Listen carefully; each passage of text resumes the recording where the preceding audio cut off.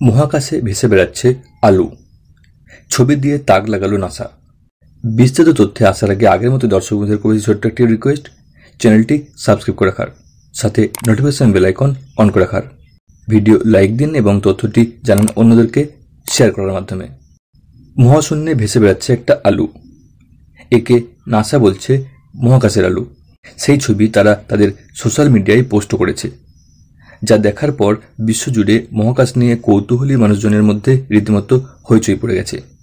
মহাকাশে ভেসে বেড়ানো আলুর সম্বন্ধে যাবতীয় তথ্য দিয়েছে নাসা।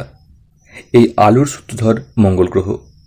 লাল গ্রহ নিয়ে যেমন পুরোদমে বৈজ্ঞানিক পরীক্ষা চলছে, তেমনি তার উপগ্রহদের নিয়েও চলছে গবেষণা। মঙ্গল গ্রহের একটি উপগ্রহ হল ফোবস। মঙ্গলের দুটি উপগ্রহ রয়েছে, যার মধ্যে বড়টি হল ফোবস, ছোটটি ডিমোস। দর্শক বন্ধু, মঙ্গল গ্রহের দুটি উপগ্রহের নাম কি আপনার আগে জানা ছিল? অনুরোধ করব কমেন্ট বক্সে তা লিখে জানান। আর মঙ্গলের এই বড় উপগ্রহ ফোবস গোলাকার নয়, বরং তা একেবারে এবড়োখেবড়ো ধরনের, যা দেখতে অনেকটা আলুর মতো।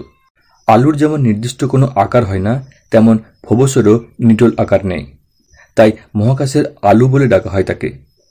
সেই মহাকাশের আলু ফোবসের ছবি সোশ্যাল মিডিয়ায় পোস্ট করেছে নাসা।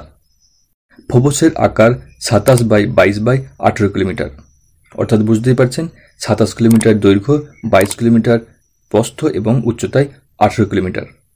আর এর থেকেই বোঝাই যাচ্ছে তা বেশ ছোটই। আকার তেমন একটা না থাকায় ফোবসের মাধ্যাকর্ষণ শক্তিও তেমন একটা কার্যকরী নয়। ফোবসের গায়ে কয়েকটি ক্রেটার রয়েছে, তার মধ্যে সবচেয়ে বড় ক্রেটারটি দেখলে সাদা রঙের মনে হয়, সেটির নাম স্টিকনি ক্রেটার। মঙ্গল গ্রহকে প্রদক্ষিণ করতে ফোবস অল্প সময় নেয়। একদিনে ফোবস 3 বার মঙ্গলকে প্রদক্ষিণ করে ফেলে। মহাকাশের আলু বলে খ্যাত ফোবসের কোনো বায়ুমণ্ডল নেই। তো দর্শক বন্ধু, মঙ্গল গ্রহের উপগ্রহ ফোবস সম্বন্ধে এই তথ্যটি আপনার কেমন লাগলো? কমেন্ট বক্সে লিখে জানাতে ভুলবেন না।